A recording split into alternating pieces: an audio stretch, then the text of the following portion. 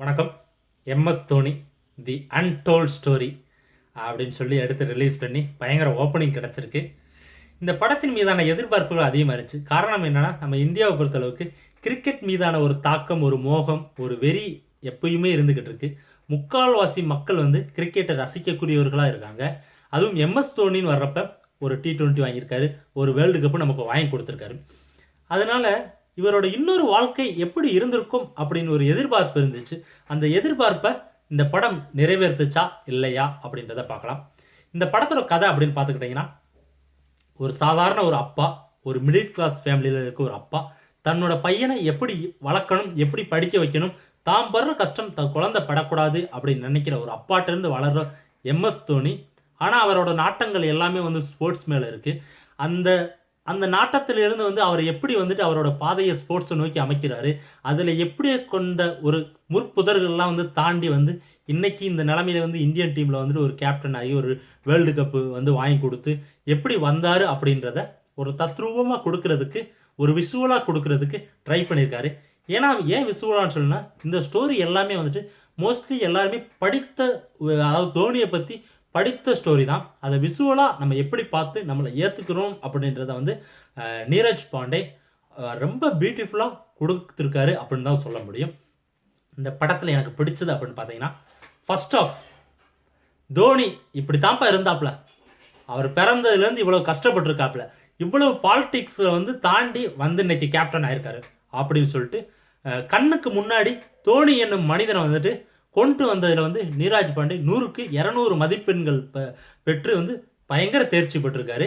அதுவும் பார்த்தீங்கன்னா, தோனியோட ஒரு சிறு சிறு அசைவ கூட அந்த கேப்டன், அவர் பேர் என்னது, சுஷாந்த் சிங், அந்த கேப்டன் அந்த ஒரு மனிதர் மூலியமாக தோனியோட மேனரிசம், அவரோட நடிப்பு, அந்த அப்படி சோல்டரை தூக்குறதா இருக்கட்டும், ஹெலிகாப்டர் ஷாட்டாக இருக்கட்டும், எல்லாத்தையுமே அப்படியே ஒரு க்ளோன், தோனியோட க்ளோன் மாதிரி உழைச்சிருக்காருன்னு தான் சொல்ல முடியும். கிட்டத்தட்ட 6 மாதம் இதுக்கு ப்ராக்டிஸ் பண்ணியிருக்கதா நியூஸ்லாம் படித்தேன். அந்த ப்ராக்டிஸ்க்கு நம்ம ஸ்க்ரீனில் பார்க்குறப்ப அவரோட உழைப்பு எல்லாமே நமக்கு தெரிஞ்சு, கண்டிப்பாக இது அவர் இந்த நடிகருக்கு ஒரு பெரிய ஒரு மைல்கல் அப்படின்னு தான் சொல்ல முடியும்.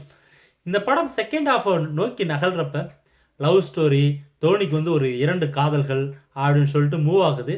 அப்படியே ஒரு நம்ம நார்மலான ஒரு மூவி, எப்பயும் பார்க்குற ஒரு காதல், பார்த்த உடனே காதல் அப்படின்ற மாதிரி கொண்டு போய் செகண்ட் ஹாஃபை முடிச்சிட்டாரு. எனக்கு பிடித்தது பார்த்தீங்கன்னா, இந்த படத்தில் ஃபர்ஸ்ட் ஹாஃப் நமக்குள்ளேயும் நம்ம குழந்தைய இப்படியெல்லாம் வளர்த்துருக்கணும் அப்படின்ற ஒரு வெறி நமக்குள்ள கொண்டு வருது. ஒரு மனசில் ஒரு உந்துதல் சக்தியை கொடுக்கும் அப்படின்னு நினைக்கிறேன் இந்த படத்தை பார்க்குறவங்களுக்கு. இளைய தலைமுறைகள் தோனி இன்னைக்கு மும்பரி ஆளாக இருக்காரு அப்படின்றத இப்படி ஒரு ஸ்க்ரீனில் பார்க்குறப்ப எல்லாருக்குமே ஒரு சந்தோஷம் இருந்திருக்க வாய்ப்புகள் இருக்குது. மற்றபடி இந்த படத்தில் நடித்தவங்க எல்லாருமே அவரவருக்கு கொடுத்த கேரக்டரை கணக்கச்சிதமாக பண்ணியிருக்காங்க. மெயினாக தோனியோட அப்பா வர்றாரு. தோனியை இந்த கிரிக்கெட் அப்படின்றத ஃபுட்பால்லேருந்து மோகத்தை கொண்டு வர்றதுக்கு அந்த ஸ்கூலில் இருக்க அந்த பிடி மாஸ்டர் அவர் தான் கண்டிப்பாக ஒரு மெயினான ரோல்னு நினைக்கிறேன். அப்புறம் தோனியோட அந்த ரயில்வேல வேலை பார்க்குற வர ஃப்ரெண்ட் கேரக்டர், காமெடியை உள்ளே கொஞ்சம் கொஞ்சமாக நமக்கு ஒரு தனி காமெடி ட்ராக் இல்லாமல் படத்துக்குள்ளேயே அவரை மூலியமாக ஒரு காமெடி டைலாக்ஸையும் ஒரு காமெடி மாதிரி வச்சு கொடுத்துருந்தது. ஒரு டாக்குமெண்ட்ரி சைடு மாதிரி படம் மூவ் ஆகாமல் இருக்கிறதுக்கு ஒன்று பார்க்குறப்ப கொஞ்சம் நல்லா தோணுச்சு. அடுத்து பார்த்தீங்கன்னா, எல்லாருமே கேமராமேனாக இருக்கட்டும், எடிட்டராக இருக்கட்டும், மெயினாக எடிட்டர் பார்த்தீங்கன்னா தோனியை காட்டுவாங்க, தோனி இவரையும் காட்டுவாங்க, சுஷாந்த் சிங்கையும் மாற்றி மாற்றி மாற்றி காமிக்கிறப்ப எந்த இடத்துலையுமே நம்மகிட்ட லைட்டாக கூட பிசுறு அடிக்காத அளவுக்கு பெர்ஃபெக்டாக எடிட் பண்ணி கொடுத்துருக்காரு.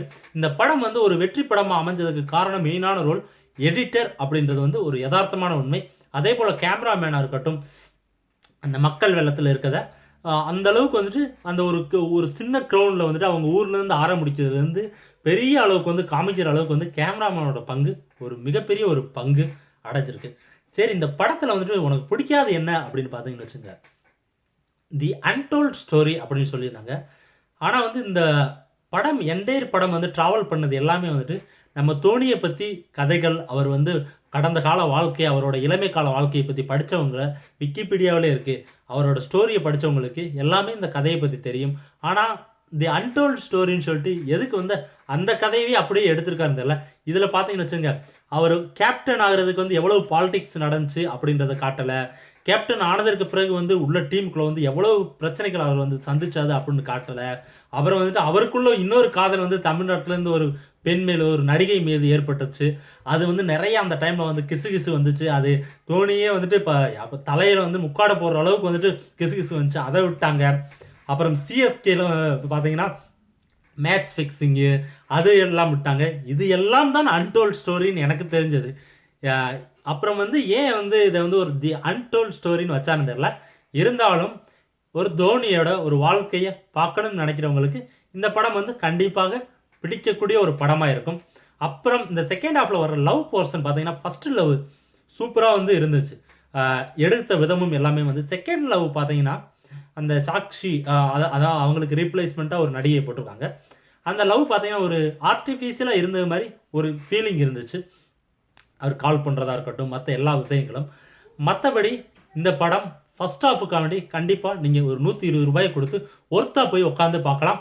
உங்கள் மனசுக்குள்ளேயும் வந்து ஒரு உந்துதல் சக்தி இந்த படம் உண்டு பண்ணும் அப்படின்னு 100% நம்பிக்கை இருக்குது. சின்ன சின்ன வந்து செகண்ட் ஹாஃபில் நெகட்டிவாக இருந்தாலும் நம்ம எதிர்பார்த்ததை வந்து நிறைவேற்றாமல் இருந்தாலும் இந்த படத்தை கண்டிப்பாக ஒரு முறை அனைவரும் போய் பார்த்து ரசிக்கக்கூடிய ஒரு நல்ல ஒரு கண்டென்ட்டை நீராஜ் பாண்டே கொடுத்துருக்காரு. கண்டிப்பாக எல்லாரும் போய் பார்த்து மகிழ்வீங்கன்னு நினைக்கிறேன். என்னோட இந்த விமர்சனம் பிடிச்சிருந்துச்சுன்னா கீழே இருக்க சப்ஸ்கிரைப் பண்ணவங்க உங்கள் நண்பர்களாக ஷேர் பண்ணுங்கள். உங்களை இன்னொரு விமர்சனத்தோட சந்திக்கிறேன். நன்றி, வணக்கம்.